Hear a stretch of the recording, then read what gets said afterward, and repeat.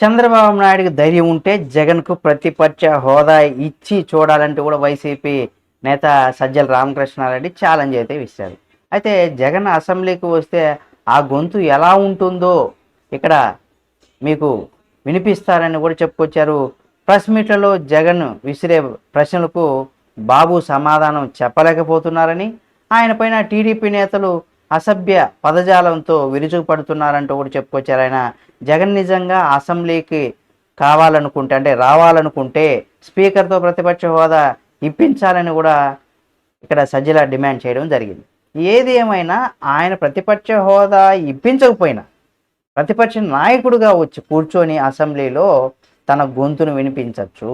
మరి అది లేకుండా ప్రతిపక్ష హోదా ఇప్పించండి ఇప్పించండి అనేసి ఏదో ఛాలెంజు, మీకు ధైర్యం లేదు దమ్ము లేదు అనే విధంగా సజ్జల గారు మాట్లాడడం నిజంగా హాస్యాస్పదంగా ఉందని కూడా చెప్పుకోవచ్చు.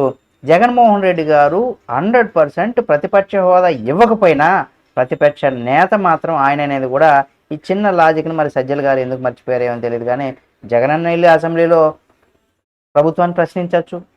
ఎందుకంటే కూటమి పార్టీల్లో 3 ఉన్నాయి కాబట్టి ఇక ప్రతిపక్ష హోదాలో ఉన్నది అటు జగన్మోహన్ రెడ్డి గారే, అది కాకపోతే కాంగ్రెస్ పార్టీ. ఈ 2 పార్టీలే. కాంగ్రెస్ పార్టీని ఎవరు లేరు కాబట్టి 100% జగనన్న అసెంబ్లీకి వెళ్ళొచ్చు. అక్కడ రాకూడదని ఏమి నియమ నిబంధనలు కూడా ఏమి లేవు కాబట్టి వెళ్ళి ప్రజల తరపున ప్రశ్నించాలి. ఎందుకంటే ఆ పార్టీకి సంబంధించి మిగతా ఎమ్మెల్యేలు ఎవరైతే ఉన్నారో వాళ్ళందరూ కూడా అసెంబ్లీలకు వెళ్ళి ప్రజా సమస్యలపైన ప్రశ్నించాలి ప్రభుత్వాన్ని. మరి ఈ లాజిక్ తెలియకుండా సజ్జల గారు ఏం మాట్లాడుతున్నారో ఏమో తెలియదు. కానీ ఈ వీడియో మీకు నచ్చితే లైక్ చేయండి. సజ్జల గారి వ్యాఖ్యలపైన మీరేమనుకుంటున్నారో కామెంట్ రూపంలో తెలియచేయండి. మరిన్ని వీడియోల కోసం మన Telugu focus TV channel subscribe చేసుకుని పక్కనే ఉన్న బెల్ బటన్ ఒకటి మాత్రం మర్చిపోకండి.